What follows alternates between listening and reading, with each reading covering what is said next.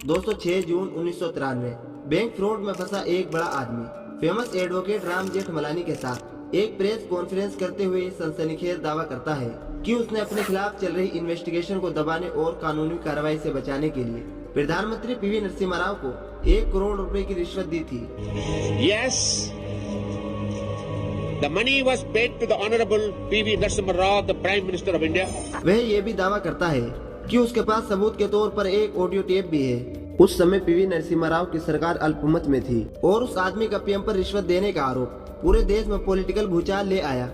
प्रधानमंत्री पर रिश्वत लेने का आरोप लगाने वाला यह आदमी कोई और नहीं बल्कि भारत के सबसे बड़े स्कैम का मास्टरमाइंड हर्षद मेहता था, जिसे इंडियन शेयर मार्केट का बिग बुल कहा जाता था। उसके पास इतना पैसा था कि गिनने वालों के हाथ थक जाए। मुंबई में हजारों स्क्वायर फीट में फैले हुए लग्जरी अपार्टमेंट्स, गैराज में खड़ी एक से बढ़कर एक इम्पोर्टेड गाड़ियां और सालाना 24 करोड़ का इनकम टैक्स। शेयर मार्केट में उसकी पकड़ ऐसी थी कि वह जिस कंपनी का नाम ले देता, मार्केट बिना सोचे समझे उस दिशा में भाग पड़ता। लेकिन असली खेल तब शुरू हुआ जब उसने कदम रखा मनी मार्केट में। यहाँ उसने भारतीय बैंकिंग सिस्टम के छोटे छोटे लूप होल को जोड़कर आरबीआई की आंखों के सामने करीब 4000 करोड़ का स्कैम कर डाला। सिर्फ 40 रुपए लेकर मुंबई आया एक साधारण सा लड़का कैसे शेयर मार्केट का बिग बुल बन गया, कैसे उसने सिस्टम की हर कमजोर कड़ी को पहचान कर उसे पैसे कमाने की मशीन बना दिया, और आखिर वह कौन सा मोड़ था जहां उसके स्कैम का पूरा खेल खुलकर सामने आ गया। दोस्तों स्वागत है फिर एक बार द गिरोथ की नई वीडियो में। दोस्तों 29 जुलाई 1954 गुजरात के राजकोट जिले के पनेली मोती में एक जैन परिवार में हर्षद मेहता का जन्म हुआ। हर्षद के पिता शांतिलाल मेहता मुंबई में टेक्सटाइल बिजनेस करते थे और इसी वजह से पूरा परिवार मुंबई शिफ्ट होता है। जब हर्षद सिर्फ 10 साल का था तभी उसके पिता गंभीर रूप से बीमार पड़ गए। इलाज और बिजनेस की मुश्किलों के बीच परिवार 1964 में रायपुर शिफ्ट हो गया। हर्षद के पिता ने रायपुर में भी अपना बिजनेस शुरू किया, लेकिन यहाँ भी बिजनेस नहीं चला। पैसों की तंगी और पिता की बिगड़ती सेहत के बीच हर्षद ने 12वीं तक की पढ़ाई रायपुर में ही पूरी की। फिर 1973 में वो मुंबई लौट आया और यहाँ लाला लाजपत राय कॉलेज में कॉमर्स से ग्रेजुएशन करने के साथ साथ उसने छोटे मोटे जॉब करके अपना खर्च उठाना शुरू कर दिया। ग्रेजुएशन करते हुए उसने कभी प्लास्टिक स्क्रब बेचा, कभी सीमेंट बेची तो कभी हौसरी का सामान बेचकर पैसे कमाए। इन सबके बीच साल 1976 में हर्षद की बीकॉम की डिग्री पूरी हो गई, जिसके बाद वह न्यू इंडियन इंश्योरेंस कंपनी में 6000 की मंथली सैलरी पर क्लर्क की नौकरी करने लगा। इस बीच उसके छोटे भाई अश्विन की भी मुंबई में आईसीआईसीआई बैंक में नौकरी लग गई, इसीलिए वह भी हर्षद के साथ मुंबई में ही रहने लगा। उसी समय रायपुर में उनका फैमिली बिजनेस पूरी तरह से खत्म हो गया, जिसके कारण पूरा परिवार वापस मुंबई लौट आया।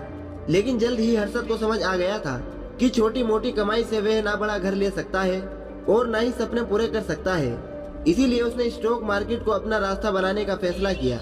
इत्तेफाक से हर्षद और उसके भाई अश्विन का ऑफिस ट्रेडिंग रिंग के पास ही था, इसीलिए दोनों रोज लंच ब्रेक में वहां जाकर ट्रेडिंग सिस्टम को ध्यान से समझने लगे। उस जमाने में बीएसई में ट्रेडिंग रिंग होती थी, वहां मैनुअली शेयर खरीदे और बेचे जाते थे, क्योंकि उस समय इलेक्ट्रॉनिक ट्रेडिंग शुरू नहीं हुई थी। इसीलिए लोगों को शेयर मार्केट में इन्वेस्ट करने के लिए बीएसई की बिल्डिंग जाना पड़ता था। उस रिंग में सिर्फ जोबर और ब्रोकर को ही एंट्री मिलती थी, क्योंकि इन्वेस्टर इन दोनों के थ्रू ही शेयर बाई कर सकते थे। ट्रेडिंग देखते देखते शेयर मार्केट का जुनून इतना बढ़ा कि हर्षद ने क्लर्क की नौकरी छोड़ दी और ट्रेडिंग रिंग का जोबर बनने का फैसला किया।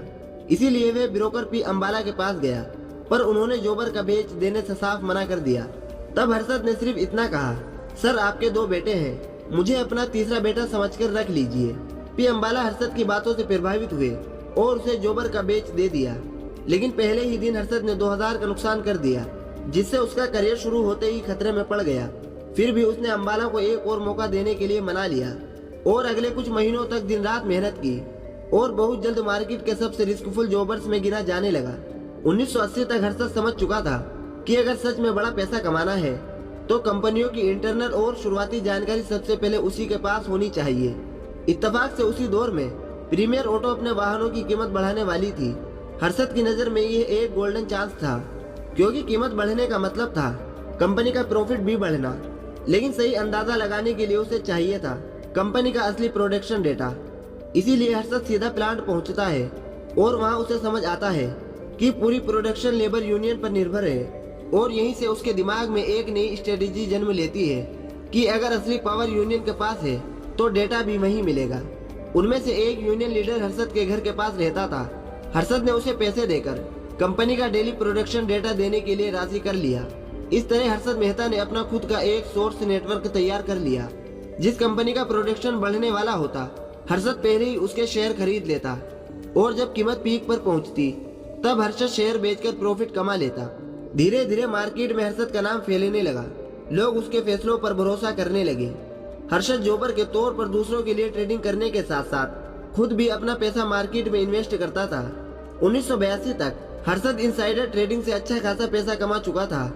इसी पैसे से उसने कांदिवाली में एक आलीशान बंगला खरीद लिया।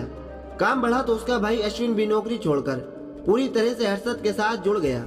लेकिन हर्षद अब इनसाइडर ट्रेडिंग के अलावा एक और टेक्निक ट्राई करना चाहता था, जिसे पंप एंड डंप कहते हैं। इसमें सबसे पहले हर्षद और उसके साथी ऐसा स्टॉक चुनते जिसकी ट्रेडिंग बहुत कम होती थी। फिर वे उस स्टॉक के भारी मात्रा में शेयर खरीद लेते। इससे मार्केट में उस स्टॉक की सप्लाई अचानक कम हो जाती। कम सप्लाई और लगातार खरीद की वजह से आर्टिफिशियली डिमांड बढ़ने लगती। इस तरह उस स्टॉक का प्राइस तेजी से ऊपर जाने लगता। बढ़ते दाम देखकर रिटेल इन्वेस्टर भी अपना पैसा लगाने लगते और जैसे ही प्राइस टॉप पर पहुंचता, हर्षद और उसका ग्रुप पूरे शेयर महंगे दामों पर बेचकर निकल जाता।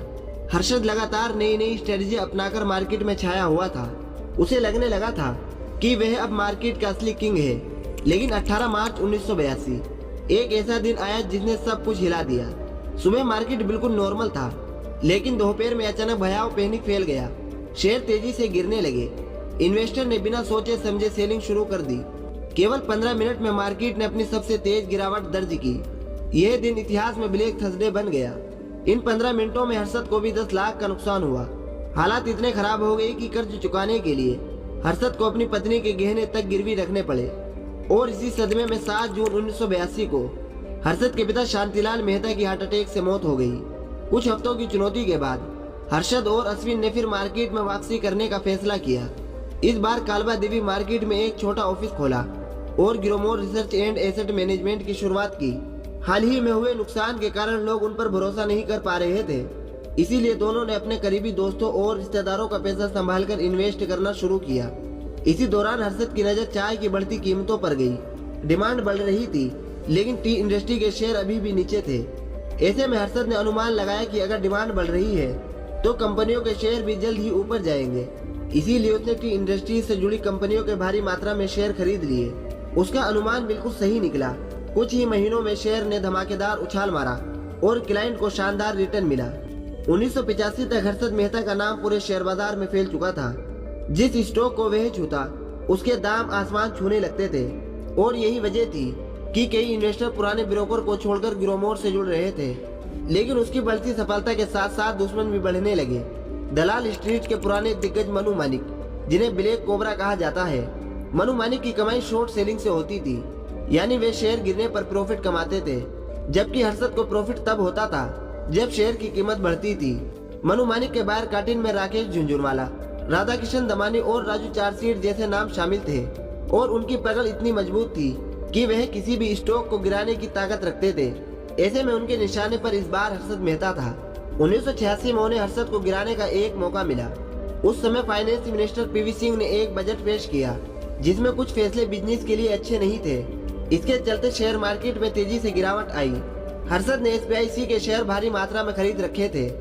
इस अवसर का फायदा उठाने के लिए बायर कार्टिल ने एसपीआईसी के शेयर में भारी शॉर्ट सेलिंग शुरू कर दी। लेकिन हर्षद मेहता पीछे हटने वालों में से नहीं था। उसने एसपीआईसी के और ज्यादा शेयर खरीदने शुरू किए।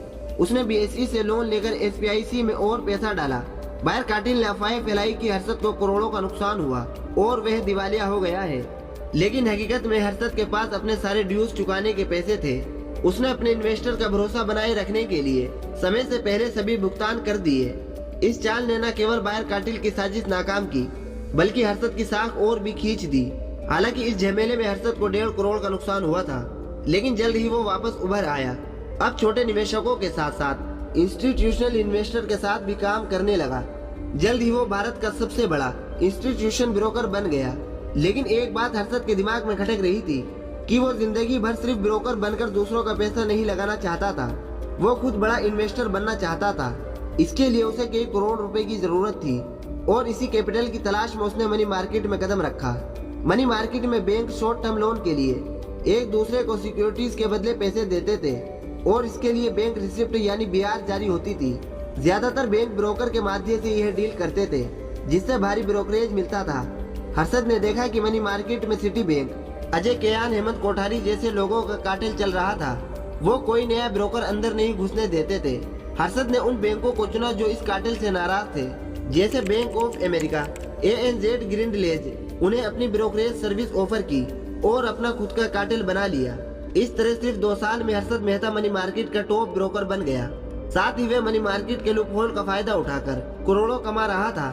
दरअसल कई बैंक डील के पहले ही पैसे ब्रोकर के अकाउंट में ट्रांसफर कर देते थे, ताकि ब्रोकर को अच्छा डील मिलते ही वह दूसरे बैंक को पैसा ट्रांसफर करके तुरंत BR दे सके। ऐसे में जब तक कोई अच्छी डील नहीं होती थी, तब तक वह पैसा 10-15 दिन तक ब्रोकर के अकाउंट में ही पड़ा रहता था। हर्षद इन पैसों को भी शेयर मार्केट में इन्वेस्ट कर देता था। वो बड़ी क्वांटिटी में अपने मनपसंद स्टॉक को खरीदता, जिससे उन स्टॉक की प्राइस आर्टिफिशियली बढ़ने लगती।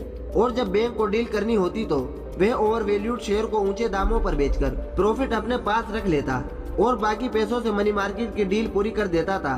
दूसरा लूप होल, जिस BR के बदले लोन मिलता था, उसकी कोई वेरिफिकेशन नहीं होती थी। हर्षद ने बैंक ऑफ कराड़ जैसे छोटे बैंकों को रिश्वत देकर फेक BR बनवाने शुरू कर दिए। अब उसके पास पहले से कई ज्यादा पैसा था और ज्यादा टाइम के लिए स्टॉक मार्केट में लगाने को भी मिल रहा था। 1990 से 1992 के बीच हर्षद ने इसी पैसे से मार्केट को आसमान पर पहुंचा दिया। मई 1990 में सेंसेक्स 800 पॉइंट के आसपास था। अप्रैल 1992 तक 4500 तक पहुंच गया। सिर्फ 2 साल में ही 460% ग्रोथ। मनु मानिक और बाकी बायर कितनी भी कोशिश करे, मार्केट ऊपर ही जाता रहा, क्योंकि हर्षद के पास पैसों का खजाना था। हर्षद शेयर मार्केट का बिग बुल बन चुका था। कभी किराए के घर में रहने वाले हर्षद मेहता ने वर्ली में 15,000 स्क्वायर फीट का एक पेंट हाउस खरीद लिया। हर्षद के गैराज में उस समय की एक से बढ़कर एक 29 लग्जरी कार्स थी। हर्षद की लग्जरी लाइफ का अंदाजा इसी से लगाया जा सकता है कि भारत में टोयोटा का लेक्सिस मॉडल इंपोर्ट कराने वाला वह पहला आदमी था। उसका असर इतना था कि जिस शेयर पर हाथ रखता उसकी कीमत बढ़ने लगती थी। माजदा इंडस्ट्रीज खरीदी तो स्वराज माजदा के भी दाम बढ़ने लगे। सिर्फ नाम में ही माजदा होने की वजह से मीडिया की हेडलाइंस में वह छाया रहता था। कभी लग्जरी कार से भरा उसका गैरेज चर्चा का विषय बनता, तो कभी वह देश की टॉप बिजनेस मैगजीन के फ्रंट पेज पर दिखता। इतना ही नहीं, हर्षद उस समय भारत का सबसे बड़ा टैक्स पेयर भी था। लेकिन इतनी शोहरत और दौलत के बावजूद हर्षद रुकना नहीं चाहता था। वो नकली BR के जरिए बड़े बड़े बैंक से लोन लेता रहा और उन पैसों से बेधड़क शेयर खरीदता गया।